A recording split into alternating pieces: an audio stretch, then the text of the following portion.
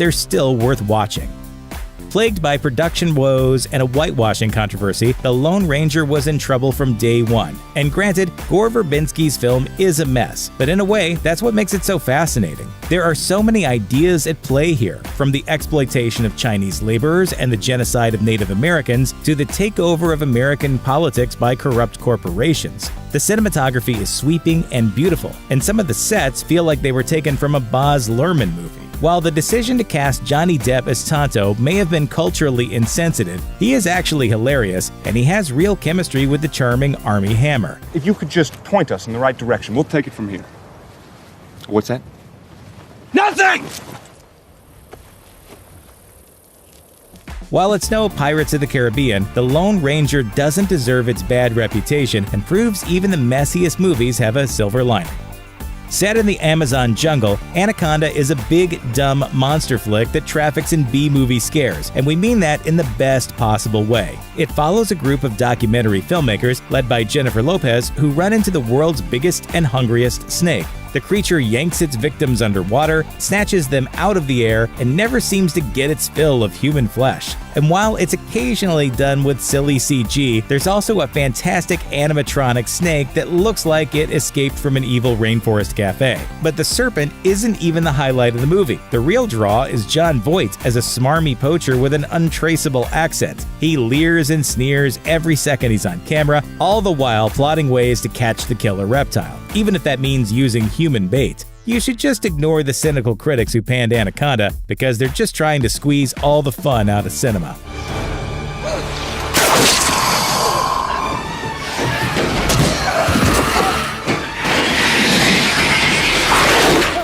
2006's Tokyo Drift is the black sheep of the Fast and Furious franchise. Paul Walker is nowhere to be found, Vin Diesel only shows up for a few seconds, and the undercover cops in International Heist are replaced by a soapy teenage melodrama. The plot follows a troubled American kid named Sean who moves to Japan, gets involved with the Yakuza, and is forced to race the local bully to save his buddies, his girlfriend, and his own honor. Of course, before he can become the king of the road, this hotshot has to learn how to drift. In other words, it's the Karate Kid with cars.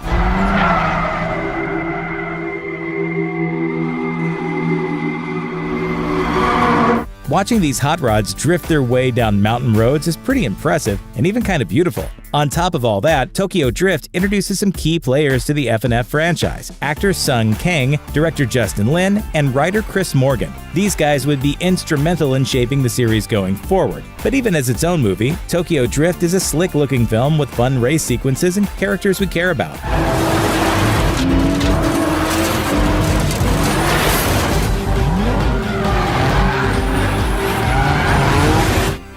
Guy Ritchie is best known for making comedic crime thrillers, which would seem to make him a weird pick to direct King Arthur: Legend of the Sword. And admittedly, there are parts of this film that are a chore to sit through, but you can't deny its ambition, especially when the monsters roll onto the screen. There are war elephants that tower over castles, and then we watch as a mass of writhing tentacles reveal slimy witches that are part woman, part kraken.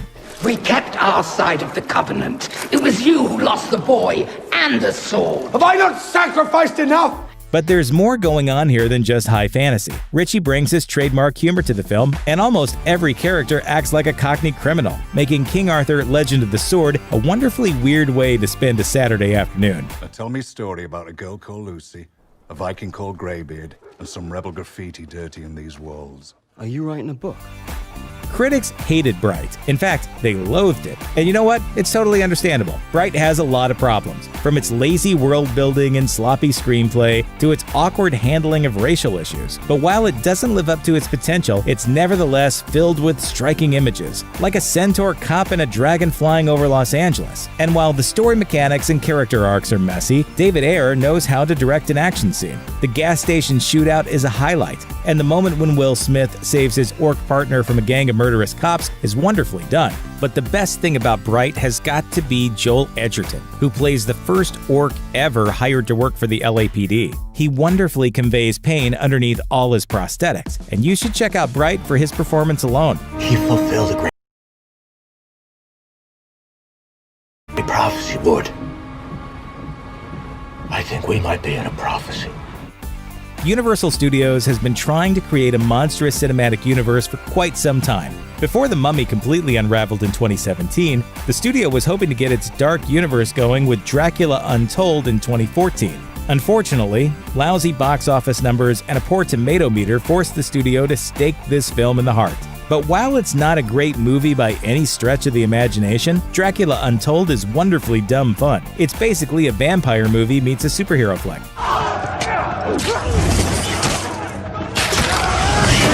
Directed by Gary Shore, Dracula Untold finds Luke Evans as the titular bloodsucker. Only instead of trying to murder innocent women, this Dracula is an undead superhero, trying to protect his homeland from invading Turks. This dark tale truly shines when Dracula is beating up bad guys. He plows into a platoon of goons like a mad NFL player, all while roaring like a lion. And using Force-like powers, he commands a legion of bats to batter his enemies. He even creates his own vampire army, resulting in a brilliantly bloody climax. This isn't high art, but if you've ever wondered what would happen if Dracula used his bat powers for good, then this is the movie for you. That's why you got sick, isn't it? Save me. Yes. And I would do it all again. Directed by James Wan, Death Sentence has the gore of Saw, the scares of The Conjuring, and the family feels of Furious 7. In fact, we're legitimately shocked that it has such a low tomato meter. Unlike most of the films on this list, there are no obvious reasons why it was blasted so hard by critics. Instead, this 2007 revenge thriller is gritty, gross, and utterly compelling.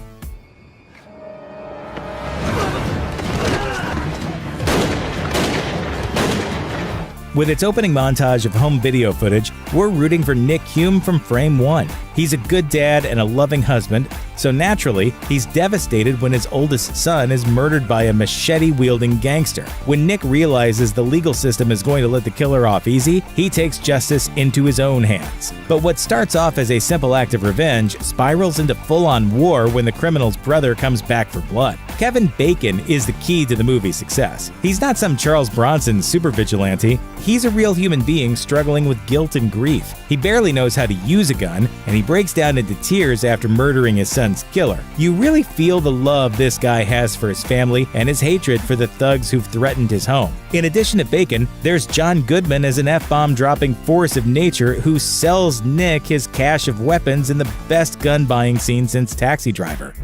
Dad to dad? Don't tell me about it. Just go do it. It all caps off with one of cinema's most underrated gunfights, an epic battle awash in red light. Death Sentence is a badass, bloody affair that proves Rotten Tomatoes can sometimes get it wrong. 2016's Gods of Egypt was lambasted for its Eurocentric cast, cheesy acting, and shabby CGI. But its over-the-top performances and bizarre look should actually make it worth your while. Set in ancient Egypt, the plot follows a human thief who's caught in a struggle between two larger-than-life deities. This mythological conflict takes our characters into outer space before plunging them into the underworld. While the movie is absolutely bonkers when it comes to the visuals, it also somehow still plays everything perfectly straight. There's no cynical winking or annoying irony, so if you enjoy big-hearted adventures, then Gods of Egypt will be good for your soul.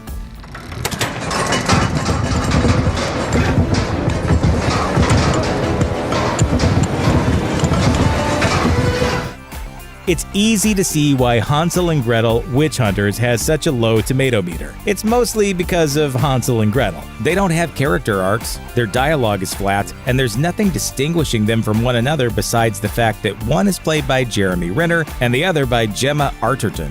Really, they're just two badasses who run around and blow up witches. Yeah. Well, whatever you do, don't eat the candy. But if you're into seeing evil creatures getting their heads cut off, then Hansel and Gretel: Witch Hunters is the movie for you. This 2013 horror adventure is like Army of Darkness on crack, complete with anachronistic weapons, buckets of blood, and more wicked old hags than you can shake a broomstick at. The monster makeup is on point, and the flying effects